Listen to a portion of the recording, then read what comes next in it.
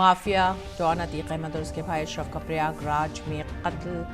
उसके बाद सभी अजला में दफ़ा 144 नाफिज, कई अजला में जुज़वी तौर पर इंटरनेट खदमात मुअत्तल। लापरवाही के मामले में 17 पुलिस एहलकार मुअत्तल। वज़ीर आला ने किया जुडिशल जांच कमीशन की तश्कील का ऐलान।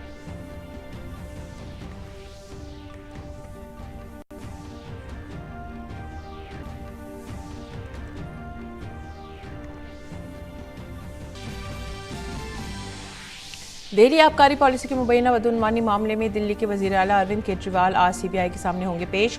दिल्ली पुलिस ने CBI हेडक्वार्टर के आसपास नाफिज की दफ़ा 144, मुजाहिरीन के खिलाफ होगी सख्त तरीन कार्रवाई।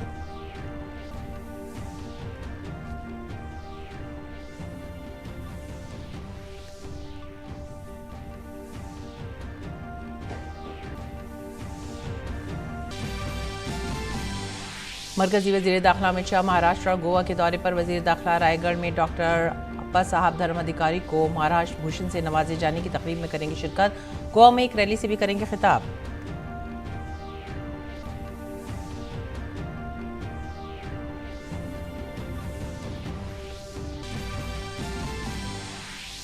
कर्नाटक में आइंदा असेंबली इंतखाबात के पेश नज़र पर्चा नामजदगी दाखिल करने का अमल तेज। बीजेपी ने 212 और कांग्रेस ने 209 उम्मीदवारों के नामों का किया है ऐलान। रियासत में 10 मई को होगी पोलिंग।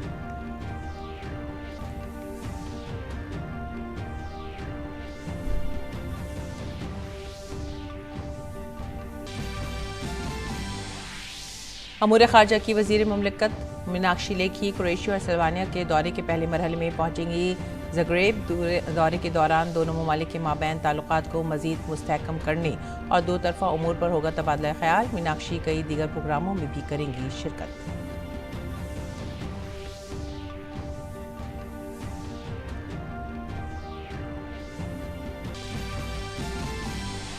सूडान में फौज और नीम फौजी दस्तों के दरमियान तसादुम में कम से कम 25 अफराद की मौत, मुतअद्दिद जख्मी। अक़वाम मुत्तहिदा के सेक्रेटरी जनरल एंटोनियो गुटेरेस ने सूडान रैपिड सपोर्ट फोर्स और सूडानी मुसल्लह दस्तों से लड़ाई खत्म करने की अपील की।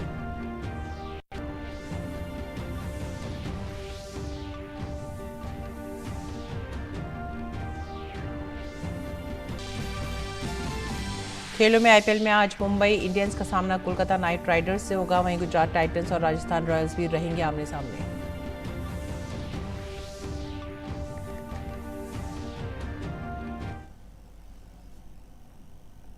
आदाब नाजरीन, उर्दू खबरों में आप सभी का खैर मकदम है। मैं हूं सादी अलीम। नजर डालते हैं इस वक्त की खास खबरों पर। उमेश पाल कत्ल मुकदमे के अहम मुलजिम अतीक अहमद और उसके भाई खालिद अजीम उर्फ अशरफ को कल रात मोतीलाल नेहरू मंडली चिकित्सालय प्रयागराज के गेट पर गोली मारकर कत्ल कर दिया गया। पुलिस दोनों भाइयों को तिब्बी मुआयने के लिए अस्पताल ले गई थी। अस्पताल जहां गेट पर मीडिया एहलकारों की शक्ल इख्तियार किए 3 हमलावरों ने अतीक और अशरफ फायरिंग करके उन्हें कत्ल कर दिया। इस वाक़े के बाद तीनों हमलावरों ने पुलिस के सामने हथियार डाल दिए। इस मामले में एक पुलिस एहलकार भी जख्मी हुआ है। इस सनसनीखेज कत्ल के बाद पुराने शहर में अफरा तफरी मच गई और तमाम दुकानें और बाजार बंद कर दिए गए। काबिल जिक्र है कि उमेश पाल कत्ल मामले में अदालत ने अतीक और अशरफ को 13 से 17 अप्रैल तक पुलिस की तहवील में दिया था। तहवील में देते वक्त अदालत ने यह शर्त रखी थी कि दोनों भाइयों की मामूल के मुताबिक मेडिकल जांच कराई जाएगी। कत्ल के बाद तमाम अजला में दफ़ा 144 नाफिजुल अमल है। कई अजला में इंटरनेट सर्विस जुज़वी तौर पर बंद कर दी गई हैं। इस वाक़े में लापरवाही बरतने पर 17 पुलिस एहलकारों को मुअत्तल भी किया गया है। वज़ीर आला योगी आदित्यनाथ ने इस वाक़े पर जुडिशल इंक्वायरी कमीशन तश्कील देने का ऐलान किया है। उत्तर प्रदेश के वज़ीर आला योगी आदित्यनाथ अवाम से अमन व अमान बरकरार रखने की अपील की है। वज़ीर आला योगी ने कहा है कि किसी भी तरह की अफवाह फैलाने वाले के खिलाफ सख्त तरीन कार्रवाई की जाएगी। प्राथमिक जानकारी के अनुसार 3 लोग मीडिया कर्मी बन के आए और वो मीडिया कर्मी बन के उन्होंने वहाँ पे बाइट लेने का प्रयास किया। उसी के अंतर्गत उन्होंने ये इंसिडेंट हुआ है जिसमें उन्होंने फायर किया है। इसमें 3 लोगों को भी पकड़ा गया है, उनसे पूछताछ अभी हम कर रहे हैं और इसमें इनकी अतीक और अशरफ की डेथ हुई है। इसके अलावा एक पत्रकार हैं, इनके चोट आई है। और कल रात प्रयागराज के एक मेडिकल कॉलेज के बाहर माफिया अतीक और अशरफ को 3 नौजवानों ने गोली मारकर हलाक कर दिया। हमारे नुमाइंदे रामेंद्र सिंह ने सूरत हाल का जायजा लेने के लिए ग्राउंड जीरो तक पहुंचकर हालात का जायजा लिया। ये प्रयागराज का काल्विन मेडिकल कॉलेज है जहां अशरफ और अतीक की अज्ञात हमलावरों ने हत्या कर दी है। जो निशान हैं वो अभी भी वैसे ही हैं, पुलिस तस्दीक कर रही है। जो तथ्य हैं वो एकत्रित किए गए हैं, जो पॉइंट्स बनाए गए हैं, लगभग 26 गोलियां चली हैं। जो पॉइंट्स बनाए गए हैं, एक एक गोली कहाँ मिली उसके निशान अंकित किए गए हैं। फॉरेंसिक टीम ने जांच की है, पुलिस लगातार तथ्यों पर निगाह रखे हुए है। जो हमलावर पकड़े गए हैं उनकी जांच की जा रही, उनको इंट्रोगेशन किया जा रहा कि आखिर ऐसी स्थितियां क्यों बनी और क्यों हत्या की गई है। ये सारे तथ्य धीरे धीरे प्रकाश में आएंगे। अभी तक दोनों बॉडी इसी अस्पताल में हैं। आज पोस्टमार्टम होना है, पोस्टमार्टम के बाद ही चीज़ें आएंगी कि कितनी गोलियां उनको लगी थी और हत्या जो मृत्यु हुई उसका कारण क्या है। ये सारे तथ्य पुलिस की जांच और पोस्टमार्टम के बाद प्रकाश में आएंगे। आशुतोष गुप्ता के साथ रामेंद्र सिंह, टीटी न्यूज़, प्रयागराज। प्रयागराज में पुलिस ने सिक्योरिटी बढ़ा दी है। डिस्ट्रिक्ट मजिस्ट्रेट और पुलिस कमिश्नर का काफिला इस इलाके में गश्त कर रहा है, जहां गुज़िश्ता रोज अतीक अहमद और उसके भाई अशरफ का गोली मारकर कत्ल कर दिया गया था। लोगों से अमन व अमान बरकरार रखने की अपील भी की जा रही है।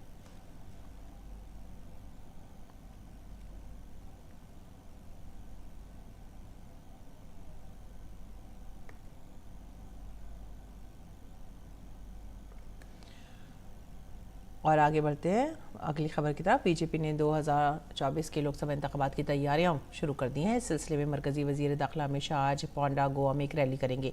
इस इंतखाबी मुहिम का आगाज कहा जा रहा है। गोवा बीजेपी के जनरल सेक्रेटरी नरेंद्र स्वाइकर ने हफ्ते को कहा कि शाह इतवार को दोपहर 3:30 बजे रियासत पहुंचेंगे, जिसके बाद वो पार्टी अहदेदारों के साथ तंजीमी उमूर पर तबादला ख्याल करेंगे।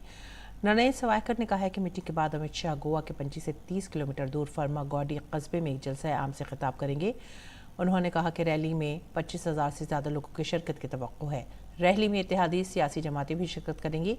ये गोवा में बीजेपी की लोकसभा इंतखाबी मुहिम का आगाज़ होगा। स्वाइकर ने यकीन जाहिर किया है कि बीजेपी गोवा की दोनों लोकसभा सीटों पर कामयाबी हासिल करेगी।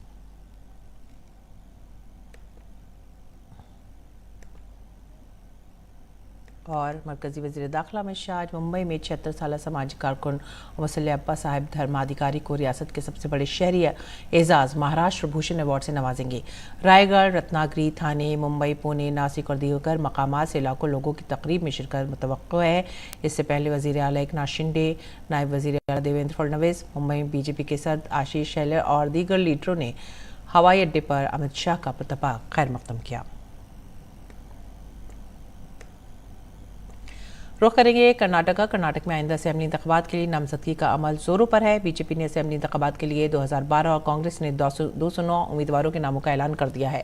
रियासत में 10 मई को वोट डाले जाएंगे। कांग्रेस ने 43 उम्मीदवारों की तीसरी फहरिस्त भी जारी की है, जिसमें बीजेपी के 3 बाकियों को जगह दी गई है। दूसरी तरफ रियासत के वजीर आला विश्वास राज बोम्मई ने हुबली जिले के शशक गांव हल्के से अपना पर्चा नामजदगी दाखिल किया है। उन्होंने बीजेपी के मुकम्मल अक्सरियत से जीत का दावा भी किया है।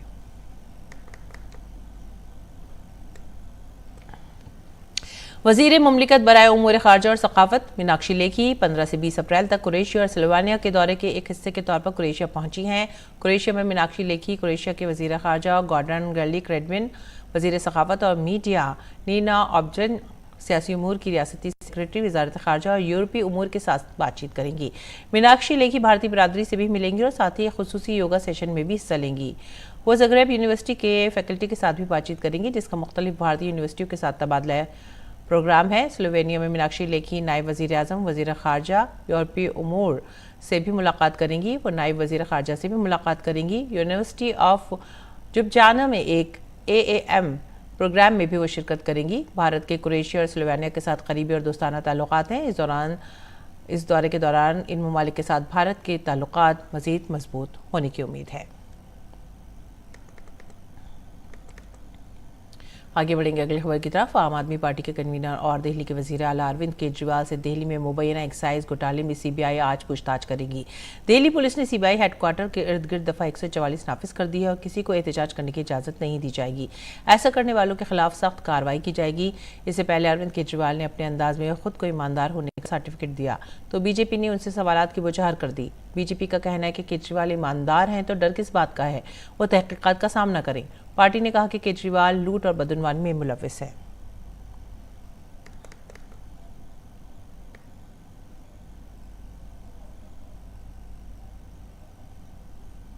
अक़वाम मुत्तहिदा की जानिब से 2023 को मिलेट का आलमी साल करार दिए जाने के बाद मुल्क में मिलेट्स के हवाले से मुख्तलिफ प्रोग्राम मुनक़्क़िद किए जा रहे हैं।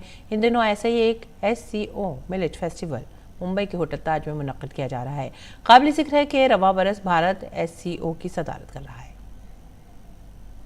जुमेरात की रात मुंबई के होटल ताज में मिलेट्स की रात रही। 5 ममालिक के बावर्चियों ने यहाँ बाजरे के ऐसे ऐसे पकवान पेश किए कि यहाँ आने वाले लोग उंगलियां चाटते रह गए। एक्चुअली इन्होंने भेल ट्राई किया है, भेल जैसा, but um I think we should promote this not only in against of fast food to tell our kids that these are nutritious and much more tastier than the fast food. I think it's amazing. Trust me, don't ask me, have it, it's amazing. To me this nachini thing, it's a sweet and it is mouth-watering. I never ever tried nachini in my life, ever. मगर ये खा के देखो आप, trust me, ये nachini मैंने life में नहीं खाई है। मैं वापस खाऊंगा, मैं 3 बार खाया, अभी एक खत्म करके वापस खाऊंगा मैं। मौका था SCO मिलेट्स फेस्टिवल के इफ्तिताह का, जो 13 से 19 अप्रैल तक मरकजी वजीर श्री पदनायक ने मुनक़्क़िद किया। श्री पदनायक ने फेस्टिवल का इफ्तिताह किया और साथ ही जवार की अहमियत पर रोशनी डाली। Spearheaded by the Prime Minister, the Government of India sponsored the proposal for International Year of Millet 2023, which was accepted by the United Nations General Assembly. The SCO countries have a deserve mixed and cultural and traditional, which is aptly reflected in their cuisines. The cuisine of SCO countries will offer the unique delights to food lovers. To create the awareness and increase the production and consumption of the millets, United Nations declared 2023 the International Year of Millet. Bharat के अलावा Kazakhstan, Uzbekistan, Kyrgyzstan और रूस के कई दीगर chef ने millets की खासियतें बताई और ये भी बताया कि ये इतना अहम क्यों है। We did some classical Russian dishes, and they are something like cabbage rolls. It's a traditional Russian dish made usually with beef, but on this food festival we decided to use a lot of millet, and they make cabbage rolls with the millet, with mushrooms, some onions, and combine it with the paprika, beautiful sauce to make it fresh. We used millet product in this polenta cake. Polenta cake with fruits and sour cream. What? We this just boiled. We just boiled and add some Parmesan cheese. And butter. Right. Yes. And after we fry this. Okay. We are participants this festival. Millet is very helpful because it's organic, sustainable product, and easy to cook and easy to store, easy to storage.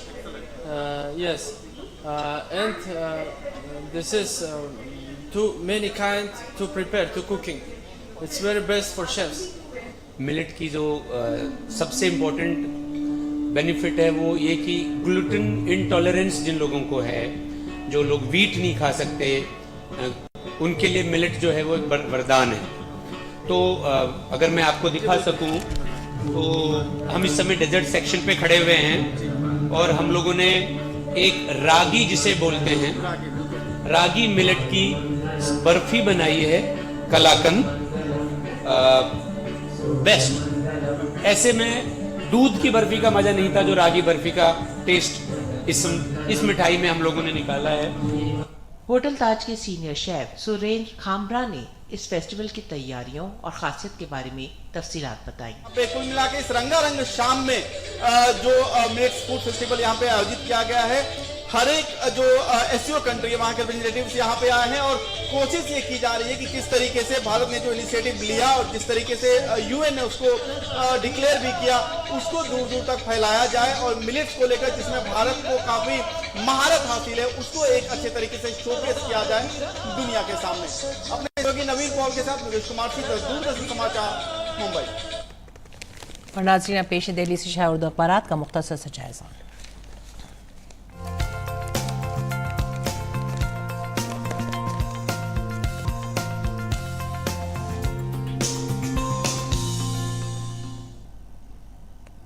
Urdu अखबारात के जायजे में जो सबसे पहली खबर हमने ली है वो है रोज़नामा राष्ट्रीय सहारा से, और ये जो सुर्खी है राष्ट्रीय सहारा की ये है अतीक अहमद से मुतालिक। अतीक अहमद माफिया डॉन और अशरफ का पुलिस और मीडिया की मौजूदगी में कत्ल। हमलावरों ने पुलिस के दायरे में करीब से अंधाधुंध गोलियां चलाई हैं। इसके बाद पुराने शहर में अफरा तफरी का माहौल था और उस एक दफ़ा 144 यहाँ पर नाफिज की गई। जुज़वी तौर पर इंटरनेट खिदमात भी मुअत्तल कर दी गई हैं। हमलावर 3 नौजवान थे जिन्होंने पुलिस खुद सुपुर्दगी कर दी। 10 राउंड फायरिंग, इलाके को अब छावनी में तब्दील कर दिया गया है। उसके बाद जो अगली सुर्खी हमने ली है वो है मौलाना सैयद बिलाल अब्दुल हई हसनी नदवी इत्तफाक राय से नदवतुल उलमा के नाज़िम मुंतखब कर लिए गए हैं। मौलाना सैयद बिलाल अब्दुल हई हसनी नदवी के इत्तफाक राय से नाज़िम नदवतुल उलमा मुंतखब किया गया है। और आगे बढ़ेंगे अब अगली ख़बर की तरफ, और ये मौसमियाती तब्दीली से मुतालिक है। मौसमियाती तब्दीली के ख़िलाफ़ जंग हर घर में खाने की मेज़ पर भी लड़नी होगी। वज़ीर आज़म नरेंद्र मोदी का पैगाम कि मौसमियाती तब्दीली के लिए हमें एक जन आंदोलन, एक अवामी मुहिम आगे बढ़ानी होगी। अगली सुर्खी ले रहे हिंदुस्तान एक्सप्रेस से। कर्नाटक के लिए कांग्रेसी उम्मीदवारों की तीसरी फहरिस्त जारी कर दी गई है। कर्नाटक में सियासी मुहिम अब सब पार्टियों की तेज़ हो रही है। आगे बढ़ते हैं अगली खबर की तरफ, और सेंट्रल पुलिस फोर्स में कांस्टेबल की भर्ती के लिए इम्तहान 13 इलाकाई ज़बानों में मुनक़्क़िद होगा। इसके बाद जो अगली खबर ले रहे हैं वो भी हिंदुस्तान एक्सप्रेस से ही है। अगली सुर्खी, बिहार में शराब पीकर 2 दिनों के अंदर तकरीबन 22 लोगों की मौत, जहरीली शराब का ये मामला। और आगे बढ़ेंगे अगली खबर की तरफ, और नाजरीन ये थे उर्दू अखबारात और उनका मुख्तसर सा जायज़ा। आइए अब हम आगे बढ़ते हैं मज़ीद मालूमात के लिए। अतीक अहमद कत्ल केस में हम प्रयागराज से सीधे जुड़ रहे हैं हमारे नुमाइंदे रामेंद्र सिंह से। जी रामेंद्र सिंह, अभी फ़िलहाल क्या माहौल है वहाँ पर? दफ़ा 144 नाफिज कर दी गई है, इंटरनेट खदमात भी मुअत्तल है, लेकिन इसके बावजूद भी सिक्योरिटी के हिफाजत के कौन कौन से ख़ास तौर से इक़दाम किए जा रहे हैं? देखिए साहब, 44 साल पहले जिस अतीक अहमद ने यहाँ अपराध की दुनिया में कदम रखा था, इसी मिट्टी पर उसका अंत हो गया है। कल 10:32 पर जिन अपराधियों ने फायरिंग की थी 3 लोगों ने, उनको पुलिस ने पकड़ लिया है, लेकिन अतीक और अशरफ ने दम तोड़ दिया है। आज पुलिस के इंतजामात अगर देखा जाए तो पूरी तरीके से पुलिस हर चौराहे पर है, गश्त कर रही है। पुलिस वज्र वाहन और बड़े सीनियर ऑफिसर सड़क पर गश्त कर रहे हैं। जो संभावित इलाके हैं कि जहां कोई अप्रिय घटना हो सकती, वहां से अलग से फोर्स तैनात की गई है।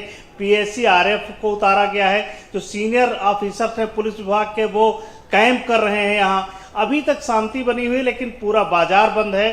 प्रयागराज के लगभग जो जिन हिस्सों में अतीक का वर्चस्व था, वहाँ एक भी दुकानें नहीं खुली हैं, पूरे बाजार बंद हैं।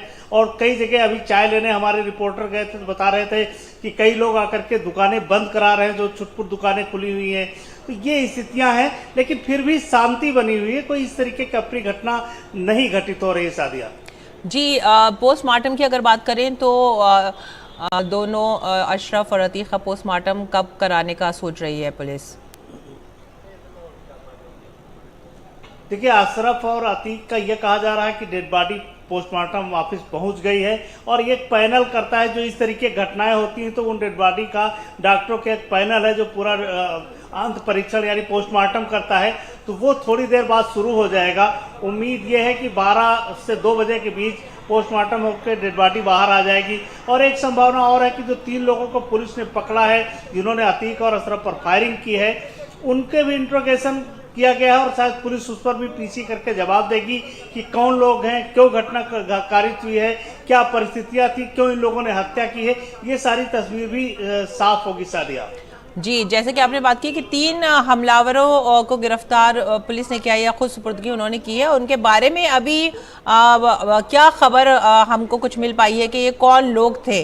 पुलिस तो अभी प्रेस कॉन्फ्रेंस में उनके बारे में तफसीलात देगी, लेकिन फिलहाल क्या कोई इत्तला मिल रही है कि ये क्यों थे और इनका क्या मकसद था? क्या ये पुराने दुश्मन थे अतीक अहमद और अशरफ के? देखिए सादिया, जो पहली सूचना मिल रही है वो ये है कि इन लोगों ने कहा कि इनके चूंकि राष्ट्र विरोध में बड़े अपराधियों से साठगांठ थी, जो देश के दुश्मन थे उनसे साठगांठ थी, वहाँ से असलहे मंगाते थे और उनके लिए काम करते थे और कई जगहों पर ऐसे अपराध किए कि गरीबों को सताया है, उनकी ज़मीनों पर कब्जा किया है, हमने इसलिए हत्या कर दी है। लेकिन एक तथ्य और भी है कि कई सफ़ेद पोस्ट लोगों के नाम भी निकल करके अतीक के कारण आ रहे थे, कहीं वो तो इन्वॉल्व नहीं है, कहीं अंतर्राष्ट्रीय जो लोग इनके अतीक के साथ जुड़े थे वो लोग तो इन्वॉल्व नहीं है।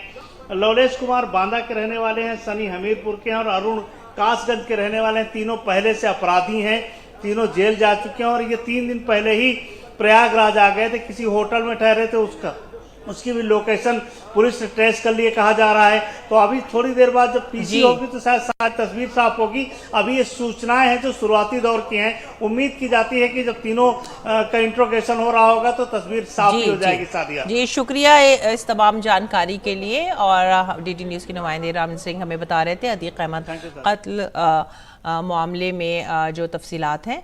आइए अब आगे बढ़ते हैं बैनुल अक़वामी खबरों की तरफ। ब्राज़ील के सदर डिसिल्वा ने मुत्तहदा अरब इमारात के सदर मोहम्मद बिन ज़ायद अल नहयान से मुलाकात की, जहाँ सदारती महल में उनका रस्मी इस्तकबाल किया गया। चीन के दौरे से वापस आते हुए लोला मशरक़ वस्ता के दौरे पर पहुंचे मुत्तहदा अरब इमारात की वज़ारत सदारती उमूर की तरफ से जारी करदा एक वीडियो में दोनों ममालिक के हुक्काम को दस्तखत शुदा दस्तावेज़ात का तबादला करते हुए देखा गया।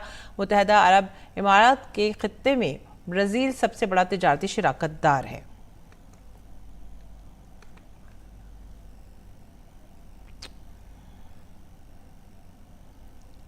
और अब सूडान की बात करते हैं। सूडान के वज़ीर अफ़वाज ने मुल्क की नीम फौजी रैपिड्स सपोर्ट फोर्स के साथ बातचीत के किसी भी इम्कान को मुस्तरद कर दिया है। वज़ीर अफ़वाज ने अपने फेसबुक पेज पर कहा है कि पैरामिलिट्री RSF की तहलील तक कोई भी बातचीत या मज़ाकरात नहीं होंगे। काबिल ज़िक्र है कि सूडान में अक्टूबर 2021 में फ़ौजी बगावत हुई थी। तब से फ़ौज और नीम फ़ौजी दस्तों के जनरल खुद मुख्तार कौंसिल के ज़रिए मुल्क चला रहे हैं। कौंसिल के सरबराह सूडानी फ़ौज के सरबराह जनरल अब्दुल फातिह अल बुरहान हैं, जबकि रैपिड सपोर्ट फोर्स के सरबराह जनरल मोहम्मद हमदान हिगलो खुद मुख्तार कौंसिल के नायब चेयरमैन हैं। दर हकीकत खुद Mukhtar council paramilitary rapid support force को सूडानी फ़ौज में शामिल करना चाहती थी, लेकिन RSF इसे कम से कम 10 साल के लिए मुलतवी करना चाहती थी। साथ ही सूडानी फ़ौज का कहना है कि इसे हर सूरत 2 साल के अंदर अंदर किया जाना चाहिए। गुज़िश्ता हफ्ते इसी मामले पर कशीदगी बढ़ गई थी। रुख करते हैं खेल की खबरों का। इंडियन प्रीमियर लीग के इस सीज़न में आज फिर डबल हेडर मैच खेले जाएंगे। दिन का पहला मैच मुंबई इंडियंस और कोलकाता नाइट राइडर्स के दरमियान होगा, जो मुंबई के वानखेड़े स्टेडियम में खेला जाएगा, जहां मुंबई इंडियन ने आखिरी मैच में दिल्ली कैपिटल्स को शिकस्त देकर सीज़न की अपनी पहली जीत दर्ज की। वहीं कोलकाता नाइट राइडर्स को सनराइजर्स हैदराबाद के हाथों एक आला स्कोरिंग मैच में शिकस्त का सामना करना पड़ा। मुंबई टूर्नामेंट की सबसे कामयाब टीम है। इस टीम ने 5 बार खिताब जीता है। वहीं अब तक कोलकाता दोबारा चैंपियन बनी है। टूर्नामेंट में अब तक दोनों टीमें 31 बार आमने सामने हो चुके हैं, जिसमें मुंबई ने 22 बार और कोलकाता ने सिर्फ 9 बार ही जीत हासिल की है। वहीं IPL के दिन के दूसरे मैच में राजस्थान रॉयल्स का मुकाबला गुजरात टाइटंस से होगा। हार्दिक पांड्या की वापसी गुजरात दोबारा से जीत की राह पर है और टीम ने पंजाब किंग्स को आखिरी मैच में शिकस्त दी थी। सैमसन की क़यादत में राजस्थान की कारकर्दगी इस सीज़न में अब तक गैर मामूली रही है। गुज़िश्ता मैच में राजस्थान की टीम ने 15 साल बाद कामयाबी हासिल की थी। ऐसे में टीम गुजरात के खिलाफ इसी फॉर्म को बरकरार रखने के अज़्म से मैदान में उतरेगी। दोनों टीमों के दरमियान पॉइंट्स टेबल में टॉप पोजीशन हासिल करने के लिए भी मुकाबला होगा। राजस्थान फिलहाल टेबल में पहले नंबर पर है, जबकि गुजरात तीसरे नंबर पर बरकरार है। इंडियन प्रीमियर लीग में हफ्ते को बेंगलुरु में खेले गए पहले मैच में रॉयल चैलेंजर्स बेंगलुरु ने दिल्ली कैपिटल्स को 23 रन से शिकस्त दे दी है। इस तरह इस सीजन में दिल्ली कैपिटल्स की ये 5वीं शिकस्त थी।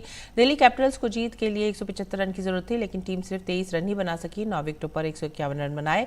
दिल्ली की जानिब से मनीष पांडे ने सबसे ज्यादा 50 रन बनाए। RCB की जानिब से विजय कुमार कामयाब गेंदबाज रहे हैं, जिन्होंने 3 विकेटें ली। मैच में इससे कबल दिल्ली कैपिटल्स ने टॉस जीतकर पहले बॉलिंग का फैसला किया। RCB ने 174 रन बनाए। 20 ओवर में 6 विकेटों पर रन बनाए। RCB की जानिब से विराट कोहली ने निस्फ सेंचुरी की इनिंग खेली। विराट 50 रन बनाकर आउट है। विराट के अलावा मैक्सवेल और महपाल ने भी अच्छी कारकर्दगी का मुजाहरा किया। दूसरी जानिब हफ्ते को दूसरे मैच में पंजाब किंग्स ने लखनऊ सुपर जायंट्स को 1 विकेट से शिकस्त दी। लखनऊ की टीम ने पहले बैटिंग करते हुए 8 विकेटों के नुकसान पर 159 रन बनाए। कप्तान KL राहिल ने 74 रन की इनिंग खेली। जवाब में पंजाब किंग्स ने सिकंदर रजा की निस्फ सेंचुरी की बदौलत 2 विकेट रहते हुए हदफ को हासिल कर लिया। और अब नजर डालते हैं मौसम के हाल पर।